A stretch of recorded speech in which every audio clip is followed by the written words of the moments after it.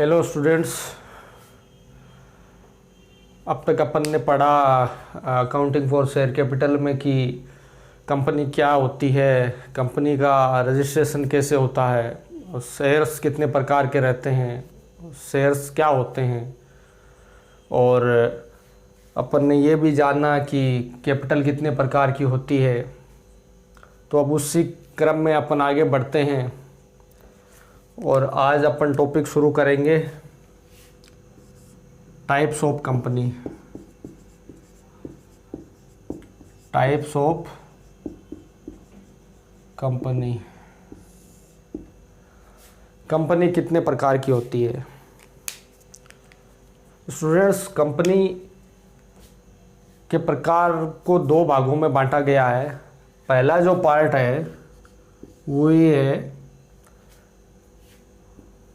According to liability of its member. जो company के member रहते हैं, मेंबर की लाइबिलिटी कैसे रहेगी, लाइबिलिटी के हिसाब से कंपनी को बांटा गया है। और दूसरा बांटा गया है number of its member.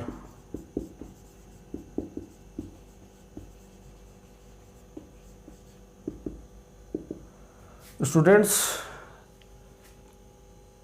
Company दो प्रकार से बांटी गई है।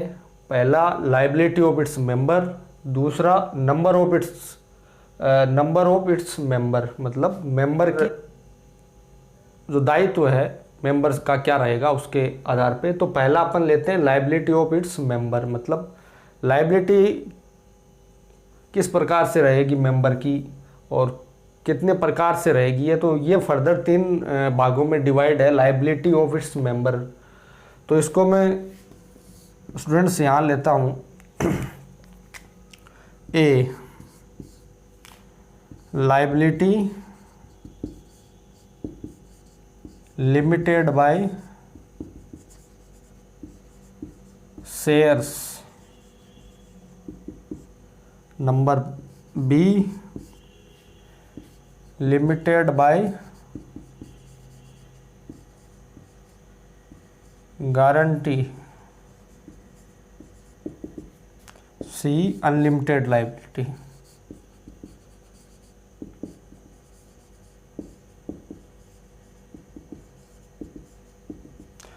तो स्टूडेंट्स, जो लाइबिलिटी है मेंबर्स की वो तीन भागों में बांटी गई है। पहला जो है लाइबिलिटी लिमिटेड बाय शेयर्स, दूसरा है लिमिटेड बाय गारंटी और तीसरा है अनलिमिटेड लाइबिलिटी। तो लाइबिलिटी लिमिटेड बाय शेयर्स मैं आपको बताना चाहूँगा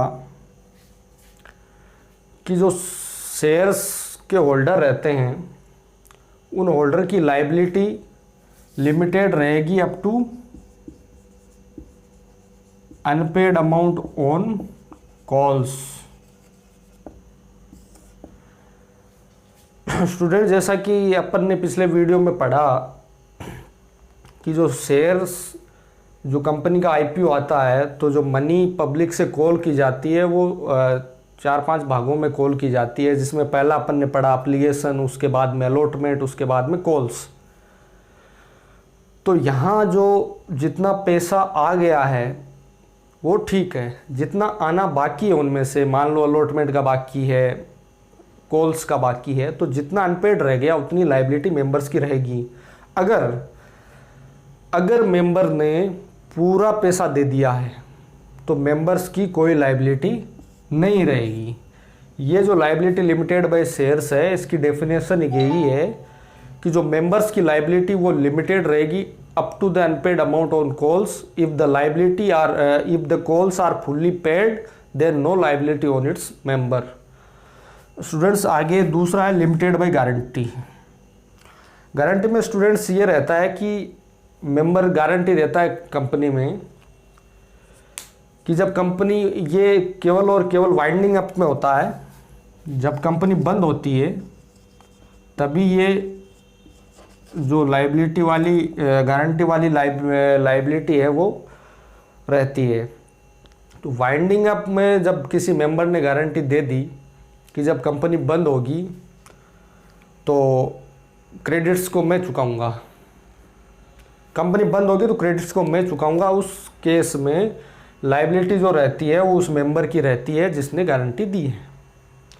तीसरा, अनलिमिटेड लाइबिलिटी।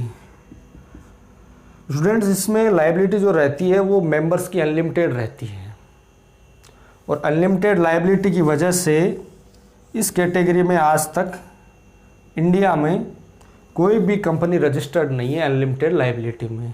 क्यों? क्योंकि नाम से सबको पता है, कौन ये चाहेगा कि कंपनी जब बंद हो, क्रेडिटर्स की संख्या बढ़ जाए तो मेंबर्स जो है वो लूट जाए, मतलब उसकी पर्सनल प्रॉपर्टी बिक जाए। ऐसा कोई मेंबर नहीं चाहेगा जो कंपनी में पैसा लगाएगा, जो कंपनी का मेंबर बनेगा। इसलिए इस कैटेगरी में कंपनीज एक्ट 2013 में अनलिमिटेड लाइबिलिटी रजिस्ट्रेशन कंपनी के होने का प्रावधान है, लेकिन कोई इस कैटेगरी में अपनी कंपनी रजिस्टर नहीं करवाना चाहता। कारण साफ है, अनलिमिटेड लाइबिलिटी। तो इसमें है liability of its member, liability of its member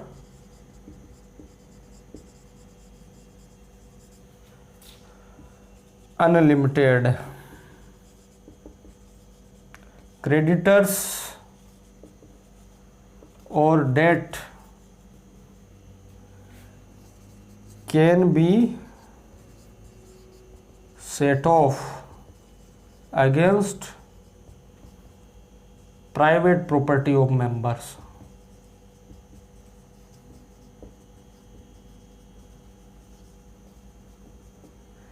students, इस कैटेगरी में क्या रहता है कि अनलिमिटेड लाइबिलिटी में अगर कंपनी के क्रेडिटर्स और डेट्स जो रहते हैं वो बढ़ जाते हैं तो प्राइवेट प्रॉपर्टी मेंबर की जो है वो सेल करनी रहती है। उसके बाद में उसकी जो ड्यूज है वो पूरे चुकाए जाते हैं। तो ये students type of company liability of its member के अकॉर्डिंग हो गया।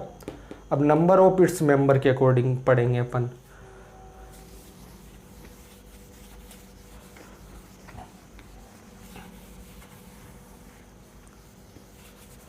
मैं आशा करता हूँ कि आपको समझ में आ रहा होगा।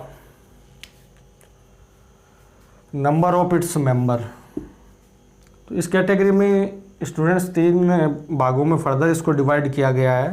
Number A, public company. Number B, private company. Number C, 1 person company.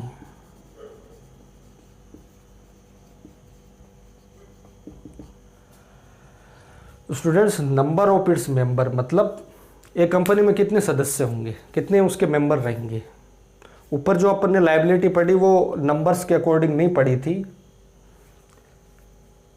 Public company भी लिमिटेड लाइबिलिटी वाली कंपनी हो सकती है, पब्लिक कंपनी भी गारंटी वाली हो सकती है, पब्लिक कंपनी भी अनलिमिटेड लाइबिलिटी वाली हो सकती है।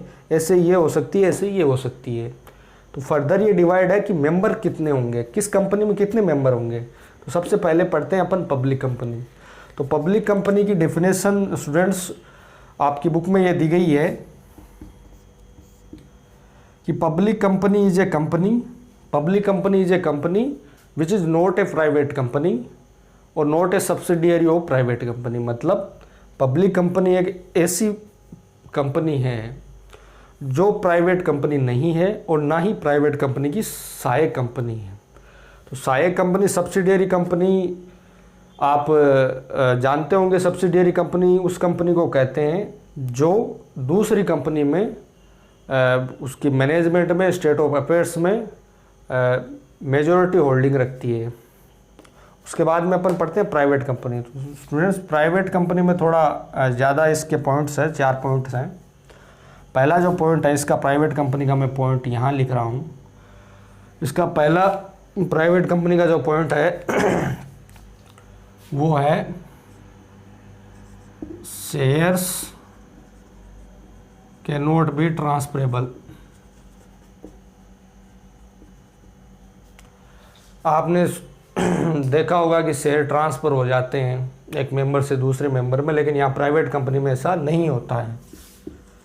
दूसरा मिनिमम 2 मेंबर्स,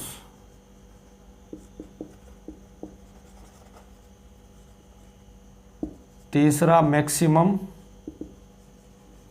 200 मेंबर्स। ये 3 पॉइंट है मेन जो प्राइवेट कंपनी के रहते हैं। पहला ये है कि शेयर जो इसका ट्रांसफ़र नहीं हो सकता। दूसरा मिनिमम जो है कम से कम प्राइवेट कंपनी बनाने के लिए 2 मेंबर चाहिए। और तीसरा ये है कि 200 से ज़्यादा मेंबर नहीं हो सकते। अगर 200 से ज़्यादा मेंबर है किसी कंपनी के तो वो प्राइवेट कंपनी कैटेगरी से बाहर हो जाएगी, और 2 मेंबर से कम है वो भी बाहर हो जाएगी। इसका एक एक्सेप्शन आया है जो कंपनीज एक्ट 2013 में 1% कंपनी का, इसके बारे में अपन आगे पढ़ेंगे। 1% कंपनी, 1% कंपनी के 4 पॉइंट आप लिख लीजिए। 1% कंपनी जैसा नाम से ही विदित है,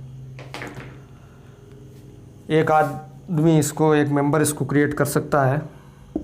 तो पहला, इस कंपनी को बनाने के लिए इसकी कंडीशंस है स्टूडेंट्स। पहली कंडीशन है कि बनाने वाला जो व्यक्ति है 1% जो है वो Indian citizen and resident of India, जो भी लॉ की डेफिनेशन है इंडिया में उस डेफिनेशन के अकॉर्डिंग जो 1% कंपनी क्रिएट करने वाला जो मेंबर है वो Indian citizen and resident of India होना चाहिए। बाहर का मतलब आउट ऑफ इंडिया का कोई नॉन रेजिडेंट 1% कंपनी इंडिया में नहीं बना सकता है। दूसरा, it can not be involve in non banking financing activity. मतलब ये जो कंपनी का बिजनेस जो है वो बैंकिंग इन्वेस्टिंग एक्टिविटी में नहीं होना चाहिए। इनके अलावा कंपनी का कोई और बिजनेस का मोटो होना चाहिए। तीसरा students, paid up capital not more than 50 lakh. चौथा, average annual turnover can not be more than 2 crore. तो स्टूडेंट्स अपन ने पढ़ा टाइप ऑफ कंपनी में नंबर ऑफ इट्स मेंबर के अकॉर्डिंग जो फर्दर सब ग्रुप किया गया है, उसमें 1% कंपनी में 4 जो पॉइंट्स है ये आपको ध्यान रखने हैं। तो ध्यान रखने वाली चीज़ें हैं ये, पहला Indian citizen resident of India, दूसरा it can not be involve in non banking investing activity, तीसरा पेडअप कैपिटल जो कंपनी की है वो 50 लाख से ज़्यादा नहीं होनी चाहिए, अगर ज़्यादा है तो कंपनी 1% कंपनी की कैटेगरी से बाहर हो जाएगी। चौथा जो है इसका एवरेज एनुअल टर्नओवर जो कंपनी का है वो 2 करोड़ से ज़्यादा नहीं होना चाहिए पिछले 3 सालों में, अगर है तो भी कंपनी 1% की कैटेगरी से बाहर हो जाएगी। अब इसका थोड़ा डायग्रामेटिक अपन प्रेजेंटेशन कर देते हैं स्टूडेंट। ये डायग्राम स्टूडेंट नोट कर लीजिए।